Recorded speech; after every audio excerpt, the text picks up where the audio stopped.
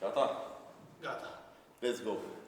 Mă bucur, Gabi, să te-am invitat aici Te salut, Dani, și eu mă bucur la că... podcast și suntem din nou în locul unde antrenorii personali fac pasul online și de data asta mă bucur că e chiar un reprezentant din noua generație, băiat foarte tânăr, cu niște rezultate incredibile, cu un potențial extrem de mare, atât pe partea de sală, cât și pe partea de business. N-am decât să mă bucur și într-o oarecare măsură te invidiez că eu la vârsta ta nu eram nici aproape în punctul în care ești tu acum, dar meriți din plin unde ești și hai să începem așa, chiar cu începutul. Cine-i Gabi Crișan? De unde vii? Păi ce pot să zic? Primul rând, mulțumesc pentru invitație și aici. apreciez foarte mult tot ce faci tu și ce pot să zic? Sunt un băiat destul de simplu. Mi-a plăcut practic sportul, mi-a plăcut să fac sport de când eram mic. Ce pot să zic? Sunt de aici din Timișoara, de unde ești și tu, între ghilimele. S-a adoptat mai multe. Da. Și, după cum ți-am zis, mi-a plăcut foarte mult sportul de când eram mic și chestia asta cred că mi-a creat ca o disciplină și m-a format pe mine ca om și m-a ajutat să fiu cine sunt în punctul de față și cumva sunt dator părinților mei pentru că m-au susținut în ideea de a face sport și m-au dus de când eram mic. Și cam ăsta sunt. Ce ai început? Cu ce sport ai început? Am început să fac fotbal de pe la 4-5 ani. Eu sunt dintr-un sat de lângă Timișoara și atunci s-a înființat echipa în satul meu și zic, wow, vreau să fac chestia asta. Și i-am rugat pe părinții mei să mă ducă și am făcut fotbal timp de 10 ani, până pe la 15 ani și un pic. Când? Ce s-a întâmplat? Ce a produs switch-ul ăsta de la fotbal la fitness, culturism? Am avut câteva neînțelegeri cu echipa la care jucam și pe plan psihic, să zic așa, m-a afectat destul de tare lucrurile ce s-au întâmplat în perioada aia. Și fotbalul e un sport de echipă, un sport în care ai nevoie de mai multe persoane, fie să creadă în tine sau fie să te susțină ca să poți să reușești. Și poate n-am avut șansa, sau poate așa a vrut Dumnezeu, consider eu, să nu am neapărat persoanele alea alături de mine și am zis că vreau să fac ceva, să merg... depinde 100% de tine. Exact, să fiu eu omul care ia decizia și datorită căruia se întâmplă lucrurile. De multe ori nu ne dăm seama, Dumnezeu poate ne trimite în anumite locuri și pe moment nu înțelegem de ce nu ies anumite lucruri, dar poate planul e mai mare, dar nu înțelegem noi 100%. Și cu partea de fitness de cât timp ai îmbrățișat așa ramura asta, sportul ăsta? Păi după ce m-am lăsat de fotbal, am zis că tot iubeam sportul în continuare și am zis că ce pot să fac? Ce pot să fac un tânăr la 15 ani? Să facă sală, nu?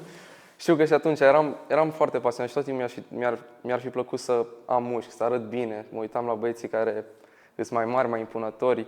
Eu nu aveam foarte multă încredere în mine când jucam fotbal pentru că eram foarte slab. Ca mine, skinny.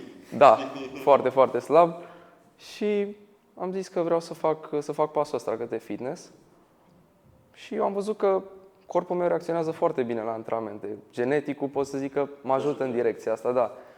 Și am început să iubesc oarecum între ghilimele faptul că nu doar că începeam să arăt mai bine, începeam să mă schimb și mental, să am încredere în mine, să pot să vorbesc cu alți oameni, să fiu deschis, să fiu mai extrovertit, să zic așa. Ți-a deschis mai multe oportunități, mai multe... Exact, să cunosc multe persoane în sală. Foarte tare. Acolo a început totul, practic. Și acolo a început și cariera de antrenor personal, corect? Da, exact, tot în sală am început. Bineînțeles, după câțiva ani în care am început să propriu, să înveți, să faci lucrurile astea și mai exact când ai început cu primul client în sală. Cu primul client în sală am început nu de mult, acum câteva luni. Imediat știu că după ce am terminat naționalele, asta a fost în mai, am zis că vreau să fac pasul ăsta, să încep să antrenez. Și am zis că vreau... În paranteză, ce rezultate ai obținut la naționale anul ăsta? La naționale, acum nu vreau să mă laud, dar...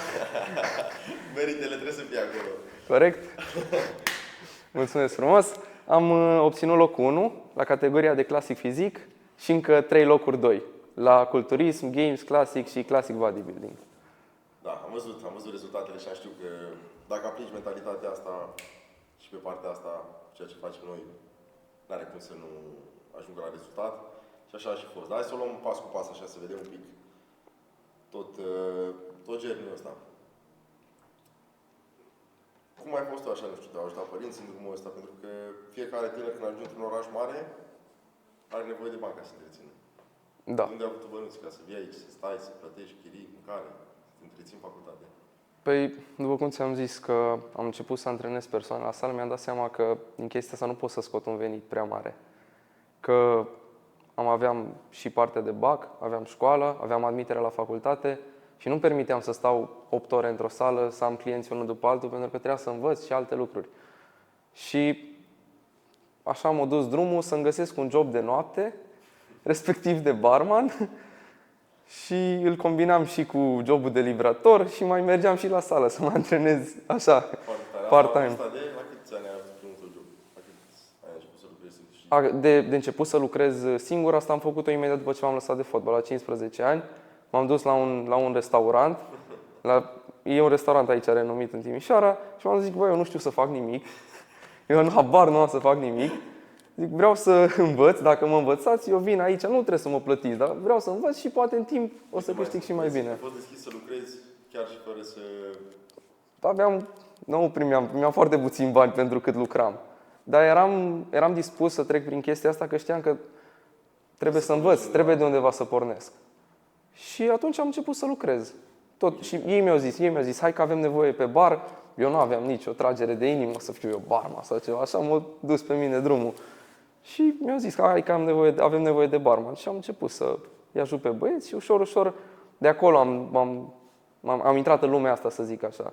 Și după am intrat mai serios, pentru că oamenii au văzut că și acolo depun efort, eram serios, îmi făceam treaba cum trebuie și am avut și alte ocazii să lucrez tot mai bine.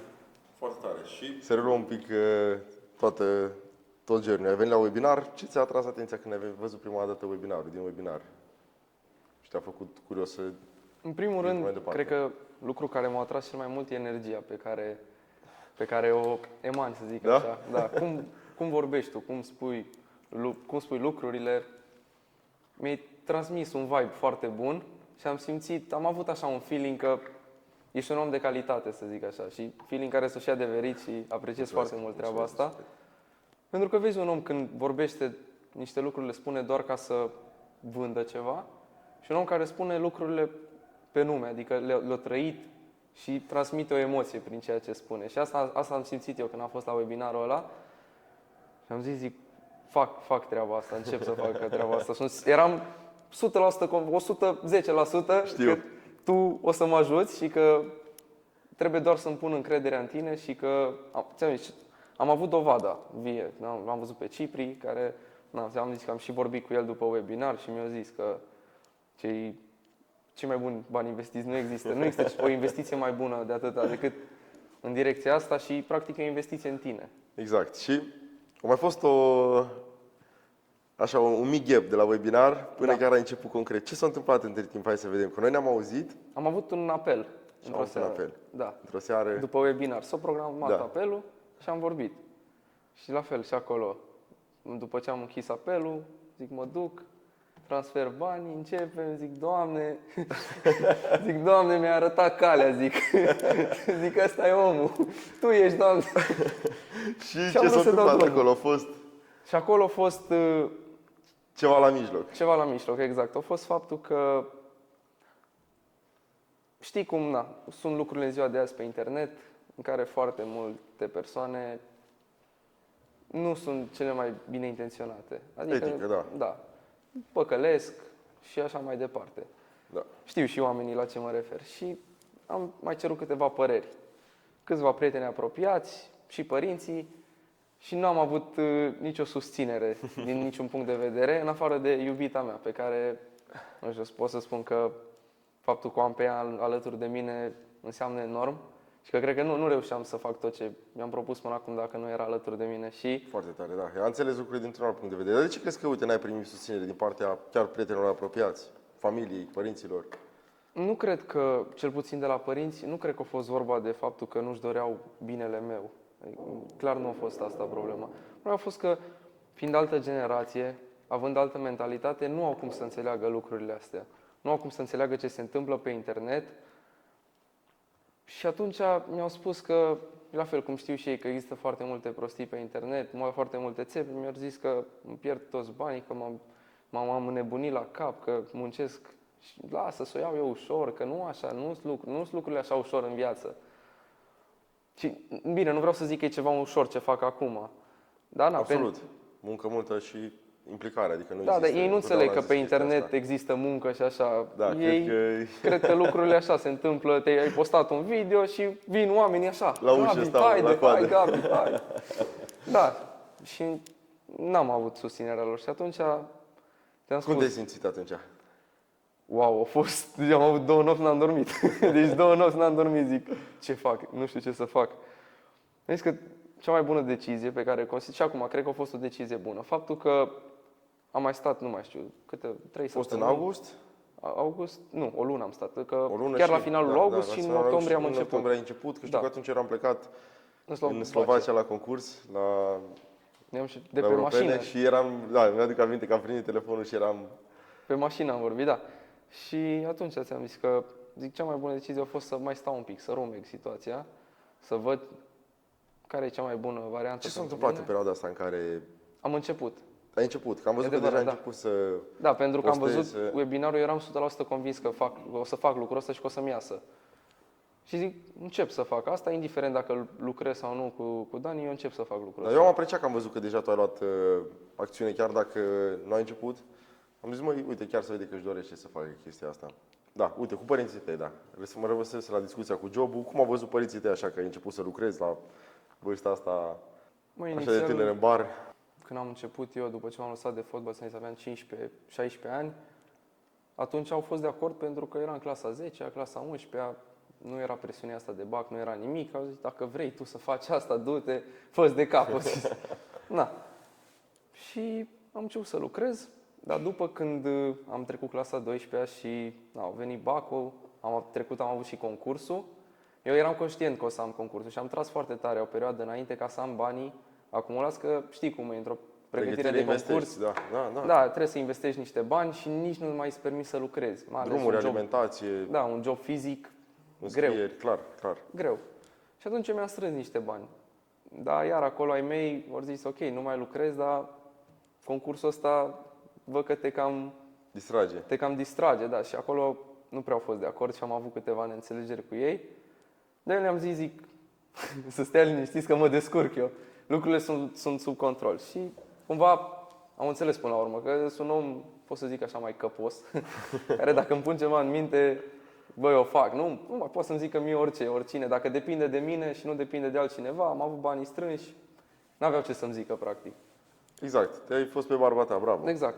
Foarte tare. Și de aici, hai să facem așa un mic fast forward. Cum auzi de mine prima dată?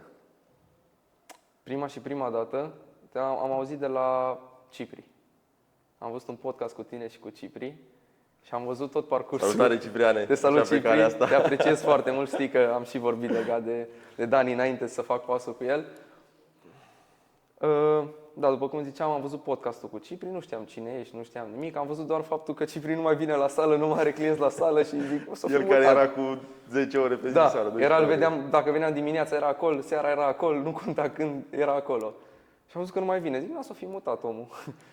Și după am văzut podcastul, am văzut faptul că a început să câștige destul de bine, am văzut faptul că poate să facă și alte lucruri, să se focuseze și pe viața lui de sportiv și așa mai departe. Și zic, wow, ce tare, uite. Dar nici nu credea la început. El când am început, se plinesc un an, noi, la data la care filmăm, acum suntem în noiembrie, la jumătate. Anul trecut am început cu Cipri și nici el nu credea. Deci el în 3 luni a renunțat la sală. Așa da, repede am văzut asta în podcast. Și da, a făcut primul lui 5.000 de euro. A fost rachetă omul. Da, și asta te motiva și pe tine, să înțeleg. Da, asta m-a motivat și pe mine, dar de atunci te-am văzut, dar nu știam că faci lucrul ăsta. Am văzut, zic, nu, o fi ceva pentru el, zic, lucrează băieții între ei și după aia mi-a apărut un webinar de-a tău, că faci un webinar, la care m-am înscris. Asta a fost în august. Da, mi-am aminte și acum. Da, știu foarte bine că a fost în august anul ăsta și zic, Cred că e un semn chestia asta, de mi-apare mie acum când am început să și antrenez, de mă chinui, nu reușeam să-mi găsesc nici cum un Cum drum. te-ai gândit la partea asta de online, așa? Cum de ți-a făcut clicul să începi pe online, să nu continui în sală? Mi-am dat seama de faptul că în sală ești foarte limitat. Ești foarte limitat. Adică eu personal nu sunt de acord să antrenez mai mult de o persoană. Odată. Deci Odată. 1 la 1. Una e dacă vin doi prieteni și... Dar nu... Tu zici că ești 5, antrenor 6. 1 la 1 și ai grupă de 5. Fugi de la un aparat la altul că ăla face aia, ăla face aia, nu mai înțelegi nimic. Nu sunt de acord cu chestia asta, pentru că nu te poți ocupa de oameni. Și mi-am dat seama că în partea asta de online, dacă ai tool-urile necesare, să zic așa, poți să te ocupi de oameni și să-i ajuți să facă o transformare mult mai mult decât doar dacă stai cu ei în sală. În online poți să fii alături de ei non-stop. Vii cu un mesaj dimineața, seara, discuți cu ei, vorbiți. Da, pentru că până la urmă ce ajută clientul foarte mult, omul, persoana? Pe lângă să aibă structura, să fie omul, să fie mentorul, să fie antrenorul acolo, lângă el. Eu am ajuns în cea mai bună formă fizică anul ăsta și n-am avut nici măcar un antrenament cu Cipri în sală, dar am avut tot suportul lui pe partea de online și atunci a fost extraordinar de top. Bun, și ce s-a întâmplat, uite, în perioada asta în care ai dat drumul la treabă, ai început pe cont propriu, ce s-a întâmplat concret? Pe lângă că ai postat și așa mai departe. Da, am avut un hype foarte mare. Eram foarte entuziasmat să încep în direcția asta, dar nu aveam un drum. Nu aveam o cărare, să zic. Nu știam Ai reușit să iei vreun client așa pe cont propriu? Cu ceea ce... Nu, și mi se părea că muncesc mult și în zadar. Și zic, unde o să ajung cu chestia asta? Că n-ajung niciunde. Că, ok, n-ai o săptămână, 2, 3, într-o lună să n-ai... Nu că n-ai un client, să n-ai o discuție cu cineva legat de chestia asta, acolo spui câteva întrebări, zic, ceva nu faci bine, e clar. Și eu eram conștient că sunt dispus să fac munca necesară și am zis că dacă mă bag în chestia asta, mă bag all-in. Și atunci când ți-am dat mesajul ăla, am renunțat la absolut tot. Deci am dat un mesaj frumos și am renunțat la livrat, la tot, am dat un mesaj frumos pe grupul de barman, zic, băieți, eu mă retrag. Zic, succes în continuare, sper să nu mai întorc. Așa i-am zis, zic. N-am vrut să fiu rău, zic, sper să nu mai fie nevoie. Am vrut să-mi las loc de bună ziua, da, că normal, așa e normal. Am deci și glumit și am zis, eu vreau să încep în altă direcție. Și atunci ți-am scris, că știu că tu atunci m-ai și întrebat după o săptămână, 2, dacă mai merg, zic nu, am pus stop. Da, eram curios să văd cum de acționat și... Dar nu multă lume e dispusă să facă asemenea sacrificii. Da. Dar asta am putut să o fac pentru că aveam siguranța că o să meargă ceea ce... De unde a venit sentimentul ăsta de siguranță? Din ceea ce am vorbit. Din rezultatele pe care le ai cu alți oameni. Și eram 100% convins, zic, dacă vin all-in, știu sigur, nu mai fac nimic, numai asta. Da. Și la vârsta ta, 18 ani, investiția făcută, da, se simte un pic. Cum te-ai simțit așa când ai făcut pasul ăsta așa? Nu. Ce ai simțit așa în momentul ăla? O puțină panică. Când am văzut că am făcut-o, că am plătit, zic, uai, zic, nu-i bine ce am făcut. Eram așa, am stat, tot iubita mea a fost aici și te-ai băgat, gata, revino, hai, dă-i drumul la treabă. Și am început. Am stat, cel mai incredibil lucru, ceea ce cred că știu și oamenii care te urmăresc, că după 4 zile, Mi-aduc aminte, frate, eram obosit, eram în sală, țin minte că am fost plecat la ei mei în Alba și am zis, ce s-o...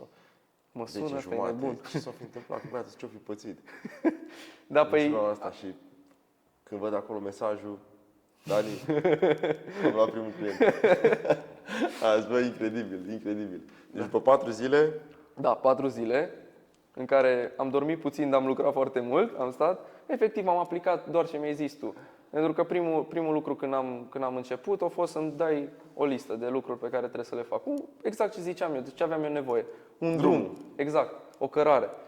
După aia că tu ești lângă mine tot timpul și când eu mai derapez, mă redresez, e altceva. Dar aia aveam nevoie, primul lucru, de drum. A fost foarte simplu, am aplicat ce ai zis tu. Da, foarte simplu între ghilimele, că am lucrat foarte mult, 4 zile. Și au venit și primul cu plată integrală. De cât? Cât a fost? 500 de euro, atât a fost. Bravo. Țin minte și atunci, acum când m-ai sunat și am zis, mă, deci se simțea vocea ta, efectiv. Păi eram la sală atunci, săream. Puteam să am și 300 de kg la piept, că mergeau, nu mai mă interesa nimica. Da, a fost un sentiment incredibil. Ce trezit așa în tine, pe lângă banii ăștia care, da, au venit în cont, care îți dai seama, ți-au dat așa un Da, gust? banii sunt foarte importanți, dar cel mai important lucru a fost că acolo am avut confirmarea pe pielea mea, să zic, că bă, merge. Merge. Merge. Munca bine, munca se răsplătește și am văzut faptul că fac banii aia în 4 zile, care mă chinuiam o lună jumătate să-i fac ca barman și câte nopți nu dormeam și așa mai departe. 4 zile ai făcut ce ai făcut într-o lună în bar, practic. Exact. Ceea ce e incredibil. Exact, e incredibil. Și Online, stând de acasă, iubita ta. da. Și acolo mi-am dat Foarte seama tare. că se poate. Acolo. Foarte tare. Și asta a fost primul win. Da, primul win. Cred că a fost prin octombrie, undeva A fost la sfârșitul lunii, nu? 20 și un pic octombrie. 20 și un pic Că octombrie. până Mă la aduc finalul aminte, lunii da, a mai da. venit unul. A fost joi. A fost joi. Eu am început de luni să aplic tot. Da, Joi a venit Primul? clientul, da. Și joia următoare, încă unul. încă unul. Acolo am zis, zic, sprea tare. Asta am fost în gând. Că sprea șmecher, zic, nu se poate. Foarte tare. Și de acolo am Foarte început să, cum zic, când au venit și al doilea, că eu am așa vorbit, bă, Poate să fie cum e noroc. și la sală, știi? O repetare e o întâmplare. Bă, dacă ai făcut două, e clar că Deja stăpânești merge. situația, e clar, da. Și acolo am zis, zic, mamă, și zic, trebuie să muncesc dublu. Ăla a fost primul gând. Că dacă am reușit să fac, trebuie să muncesc dublu ca să Da, obțin, practic, Rezultate. să obțin mai mult, da. exact. Și hai să ne uităm așa. Noi am început, chiar când eram la concurs acolo, mi-aduc aminte. Da. Am fost în 18, cred că și în 19 ne-am auzit a doua zi și Da, ți-am dat strategia de început. da, pe acolo, nu mai țin minte datele exacte. Da, Suntem ceva în de genul. cât? Noiembrie? 19? 20. În 20, da. Alaltieri s-au făcut 30 de zile. Hai să vedem în astea 30 de zile câți bănuți ai generat. În și 30 de zile am generat 2300 de euro. De euro, nu mai discutăm de lei. Am generat 2300 de euro, o sumă la care nu puteam să-mi imaginez. Adică eu, la vârsta mea, dacă reușeam să fac 800-1000 de euro, zic, o duc bine la 800-1000 de euro. Nu sunt om care să vrea să cheltuie foarte mult. Eu voiam să pot să mă concentrez pe concursurile mele. Știi, când am vorbit și prima oară, deci mai întrebat de ce vrei să faci? Zic, băi, mie îmi place să concurez, îmi place sportul ăsta, vreau să pot să o fac, vreau să mă pot bucura. Acum, bineînțeles că, așteptările sunt tot mai mari când văd că merge. clar. Dar, după cum am zis, a fost o sumă care nu m-am gândit niciodată că pot să o fac la vârsta mea. Mă gândeam, zic, o fac după ce termin facultatea, după vreo 3, 5, 10 ani de experiență, ajung la 2000 de... Doamne ajută să ajung. Și uite Și care e perspectiva de viitor? Unde vrei să te angajezi acum, după ce termin facultatea? Bună glumă! Da. Vreau să continui, îți dai seama, o să continui, vreau să concurez în continuare, Foarte să tare. îndeplinesc visul. Cum s-a simțit așa contribuția mea în perioada asta de când am început? A fost... Știi cum e? Cum ți-am zis, că tu mi-ai dat drumul, dar fiecare om e diferit, fiecare om greșește, are minusurile lui. Și atunci, dacă nu ai pe cineva care să fie lângă tine, noi vorbim de 3-4 ori, 5 ori, poate pe săptămână și prin mesaje. Și atunci, cum să zic, șansele să nu-ți iasă nu există. Pentru că orice îi face greșit, tu ești acolo și îi spui, bă, uite, n-ai făcut bine X lucru. Hai să mergem în direcția asta, hai să punem la punct partea de, nu știu, de scris, de vorbit, de vândut, de program. Da. Și atunci nu există asta, că asta vorbeam și cu mai câteva persoane, că nu există posibilitatea să nu-ți iasă. Că tu, dacă depui munca, ăsta e principalul factor. fii dispus să să muncești. fii dispus să muncești, pentru Da. că dacă muncești, o să greșești, e clar. Știi Dar ce e bine greșești? că ai greșit, exact, pentru că tu ești acolo și vezi că greșești aici, repar chestia aia și după aia rezultatele vin. E foarte simplu, dacă ai pe 100%, cineva. da. Ce făceai tu, uite, diferit și care simți că a fost cel mai mare plus, așa, de valoare pe care am reușit să ți-l aduc și ai reușit să iei clienți în așa scurt timp? Ce făceam diferit era faptul că Nu aveam o structură pe care să o urmez. Structura la ce lucrurile te de capul referi mai meu. exact?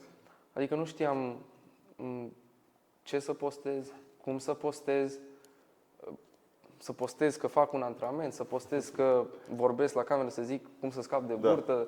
Nu știam nimic din direcția asta. Și atunci, postând lucruri aleatorii care n-au nicio noimă una cu alta, n-are cum să-ți vină niciun rezultat. E ca și cum te duci la sală și zici, hai să văd eu la sală ce fac când ajung. Și începi să faci pe acolo chestii și zici, bă, dar nu cresc mușchii. Păi normal că nu cresc, știi? Exact așa e și aici. Și ți-am zis, faptul că tu îmi zici exact ce să fac, ăsta e principalul lucru de care are nevoie oricine, cred că în viață, este de o îndrumare într-o direcție în care nu te pricepi. Da. Exact, pas cu pas. Și uite, tu ești foarte tânăr, dar ce ai recomanda unui antrenor la început de drum care poate se uită la noi și zice, măi, aș vrea să încep și eu pe partea asta, oare merge, nu merge? Lucrurile merg. Și știu că asta a fost și teama mea la început, că bă, sunt 1.000.000 de antrenori, frate. Exact. Unde mă mai bag și eu aici? Dar nu e așa, pentru că oamenii empatizează cu alți oameni. Adică mie mi-a plăcut foarte mult de tine și am venit la tine. La fel sunt și oamenii în online. Se uită la un video de-a tău și poate zic, nu se regăsesc. ok, dă și apar eu. Zic, bă, ce-mi place de băiatul ăsta. Exact. Și hai să fim serioși, adică oameni sunt, sunt o grămadă, nu? Absolut. Nu se termină oamenii. Milioane de oameni. Și totul e despre tine și despre cum tu trebuie să fii sincer și autentic. Pentru că oamenii simt lucrurile astea. Exact. Nu trebuie să încerci Care a fost primul lucru pe care ți l-am zis așa când ai început partea de content? Să fii tu. Să fii tu. Exact. Să fii tu, să fii autentic și lucrurile o să le transmiți pentru că, da, într-adevăr, online-ul e plin de antrenori, dar prea puțini sunt cei care știu cum să-i spună și să o facă într-un mod unic, în care să fie ei cum sunt și să nu poartă o mască. Pentru că, da, poți să porți o mască, dar cât timp? La un moment dat... Și oamenii simt lucrurile astea, simt în momentul în care tu nu ești autentic și, cum ți-am zis, vrei doar să vinzi un program sau cine știe ce, nu te implici în chestia asta. Exact. Dar dacă tu îți dorești să faci lucrul ăsta și transmiți emoții în ceea ce zici și ești autentic, pentru că, uite, acum vorbesc din suflet ce zic eu acum și oamenii 100% o să simtă lucrul ăsta. Nu avem nimic a gândit din spate sau vreun script pe care noi acum îl urmăm. Și 100% simt lucrurile astea și sunt sigur că foarte mulți băieți o să se regăsească în ceea ce zic eu acum. Și ce vreau eu să le transmit este pur și simplu să facă pasul ăsta. Știu că poate să fie greu, dar e vorba aia, în viață, dacă nu riști, nu câștigi. Exact, nu riști, nu câștigi și cred că e cel mai mic risc pe care poți să-l faci este să investești în tine. Exact. Pentru că cel mai mare risc e să nu-ți asumi de fapt niciun risc. Să stai întotdeauna și să rămâi în zona de confort, practic. Da. Și acum uite, sunt multe informații pe internet. Ce te-a făcut să mă alegi pe mine ca mentor, ca ghid în toată partea asta și să nu iei, nu știu, YouTube-ul sau să te informezi pur și simplu pe cont propriu, că e plin internetul. Asta a fost încă un factor foarte important pentru care am decis să apelez la tine. Faptul că, mai zici și tu, internetul e plin. Și eu, fiind într-un domeniu în care pot să fac aici o analogie, și la sală, vezi pe internet 1.000.000 de exerciții pe care să le faci. Nu toate merg, nu toate funcționează, la fel și aici. Te uiți pe net, ăla zice să postezi videouri în care zici cum să slăbești, ăla zice să postezi altceva, ăla zice să postezi storytelling, toată lumea zice altceva, nu știi după ce să te iei. Și ai o nesiguranță, exact. Foarte multă informație, nu știi să o gestionezi, nu știi ce e bine, ce e rău, nu știi să faci discrepanța asta și atunci te pierzi. Asta am simțit că se întâmplă cu mine, că mă pierd, că nu vedeam niciun rezultat și neavând o structură clară, adică acum și dacă nu văd rezultate o săptămână, două, știu faptul că urmez o cale care funcționează, da, și că trebuie doar să aștept un pic. Atunci tu nu știi, tu mergi la ghici. Mergi la ghici și zici, bă, poate merge, poate nu, eu încerc, dar ce fac dacă postez 2 luni și n-am nimic? Asta e problema la ce se întâmplă în online și de ce ai nevoie de cineva care să te... Și ți-am zis, eu m-am regăsit foarte mult în ceea ce spuneai tu și la cum mi-ai transmis mie energia ta, m-am regăsit foarte tare și de asta m-am ales să... Am văzut că ești un om sincer. Mă bucur, chiar mă bucur din suflet și întotdeauna caut să țin lucrurile cât de reale, pentru că, da, într-adevăr, și eu când am fost la început de drum, mi-aș fi dorit să am pe cineva, să mă am pe mine pe drumul ăsta sau pe cineva care să...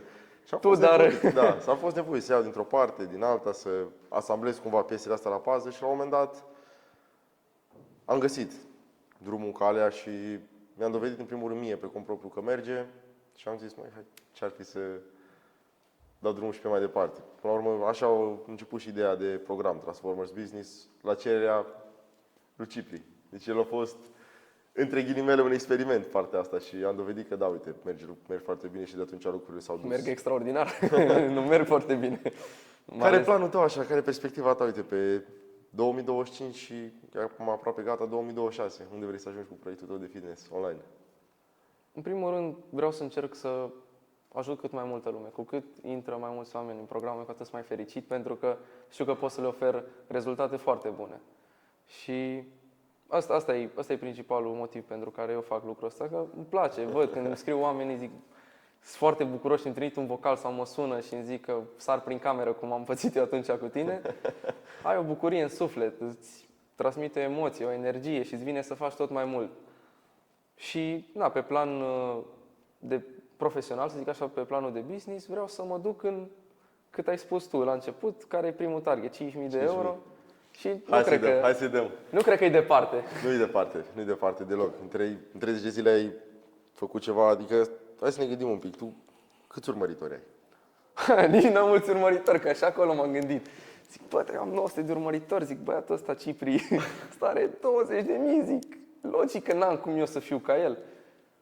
Dar mi-am dat seama că toate lucrurile astea pe care ți le pui în minte și toate obiecțiile astea sunt făcute doar să te tragă în jos, să nu faci pasul ăsta. Da. Și în loc să te gândești cum să faci să meargă treaba, te gândești...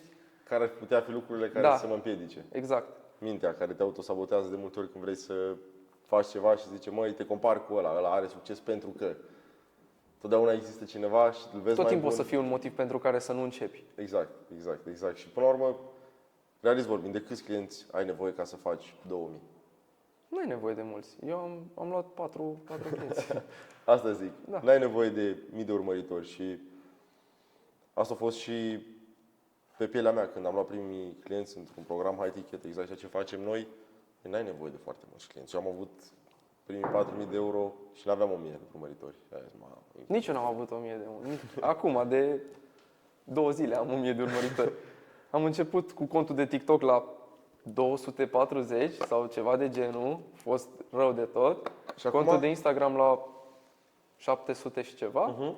Și acum Instagramul nu a mers foarte wow, dar TikTok-ul într-o lună am peste 1.000. Peste 1.000 de urmăritori. Dar, o chestie pe care am învățat de la tine e că nu urmărim urmăritorii. E important, dar într-o mică măsură. Important e să se regăsească oamenii în ceea ce transmiți. Să se regăsească oamenii și să crească business-ul și conceptul per total, asta e foarte important. Urmăritorii vin și ei. Exact. Să-l vezi ca un plan secundar, nu trebuie să pui egal între urmăritori și numărul de clienți.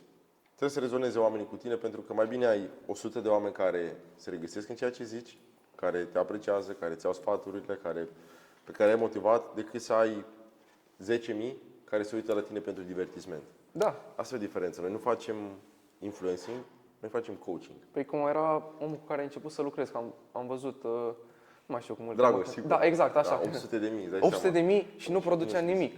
Zic, dacă nu producea nimic la 800.000 și pe la 20.000 producea atât. Zic, sigur eu reușesc. Dar asta a fost diferența. Asta e diferența. Că eu am fost sigur că reușesc și alți oameni nu o să reușesc, nu o să meargă treaba. Exact. Își pun toate motivele și de multe ori și oameni care poate chiar au urmăritori și așa mai departe se gândesc. Eu sunt sigur că sunt oameni cu un potențial mai mare decât am eu, practic, în momentul de față. Dar care, din cauza mentalității și din cauza faptului că poate ascultă de multe persoane din jurul lor, nu fac pasul ăsta. Deci asta mi-a plăcut. Faptul că, uite, în general, societatea și pe măsură ce înaintezi în vârstă, mintea devine mai rigidă. Oamenii se mai lovesc de anumite lucruri în viața lor, experiențe mai mult sau mai puțin plăcute și face ca încrederea să scadă și să creadă că toată lumea din jurul lor e rea, minte, țepe și așa mai departe. Tu, în cum ai avut la 18 ani, cumva te-ai dus așa fără să ai prea multe blocaje din astea, măi, Da. dau. Și mi-a plăcut foarte mult la tine și faptul că n-ai pus 1000 de întrebări. Ce am de făcut? Asta. Bun. Asta a fost foarte simplu primul apel. Da, foarte Fă simplu. asta. Bine, Dani, o zi frumoasă, spor la concurs, ne auzim, vedem, vorbim peste câteva zile. 4 zile, primul client. Da. Pentru că foarte mulți oameni asta fac. Adică e ca și când te-ar lua pe tine, uite, ca și antrenor, ca și mentor și la fiecare, măi, de bun exercițiul ăsta, nu bun. Execută, du-te la sală, fă. exact. Pentru că de asta, până la urmă, plătești un mentor. Să-ți arate exact drumul și tu să mergi pe el. Și după aia, mai devreme sau mai târziu, tot o să înțelegi de ce. De foarte bine, înainte să pui 1.000.000 de întrebări, să execuți și după să vezi că... Da. Și dacă vezi că ceva nu a mers, atunci poți să pui Atunci o poți să pui întrebări. Exact. Da. Dar prima oară fă ce ce ți-a de spus făcut, omul că ăla. scurtezi drumul. Omul ăla sigur e în punctul în care îi și are rezultate pe care le are cu alți oameni pentru că știe ce face. Și atunci, de ce să mai pui între... Asta e mentalitatea mea și așa am considerat eu. Prima oară să aplic și după aia vedem pe mai departe. Bun. Ce să zic, te felicit și eu sunt uimit așa de curajul pe care îl ai, de implicarea pe care o ai și de faptul că nu ți-ai pus niciun blocaj așa și în continuare ai același entuziasm și vreau să-l menții la fel. Să menții chestia asta, să menții aceeași disciplină și te încurajez foarte tare să menții și traiectoria asta pe care ai luat-o cu sportul, că te ajută foarte mult să te echilibrezi mental, fizic, adică să ai un pachet complet. Da. Pentru că foarte mulți oameni nu-și dau seama, dar business-ul ca business-ul, dar dacă tu ca om nu reușești să fii complet financiar, mental, spiritual, să ai toate lucrurile astea așa, să fie ca un puzzle și să pui în toate, mai devreme sau mai târziu să faci un dezechilibru. Și să nu te uiți niciodată pe tine în tot procesul ăsta. Da, tot un factor foarte important în ideea asta a fost și Dumnezeu pentru mine, consider că în perioada în care am fost barman și așa m-am detașat de tot ce înseamnă sufletul meu și așa mai departe și după aia mi-am dat seama că nu sunt pe o direcție bună și am început să mă mai rog eu în sinea mea să zic, bă, nu fac bine ce fac, dar am nevoie de ceva și a apărut fix în momentul ăla și el a fost un lucru foarte important pentru mine, care m-a făcut iar să fac pasul ăsta și consider că oamenii care au o credință, care își doresc să facă un lucru în viața lor, Deci se deschide ușa, exact, într-un fel sau altul. exact. Asta Trebuie doar să fie dispus să muncească. Și pe mine m-a ajutat de multe ori partea asta de credință, chiar dacă la început credeam că totul stă numai în puterea mea, dar nu-i chiar așa. nu e chiar așa. Nu-i chiar așa, da, foarte corect. Nu e chiar așa. Bun. Let's go! Să mergem la nivele cât mai sus și să păstrezi aceeași energie, atitudine de campion. Refacem podcastul Și peste un an. Nu vreau să treacă un an. Jumătate de an. Jumătate de an. Bravo! Ești un campion adevărat, felicitări! Mulțumesc frumos, Dani, și tu la fel.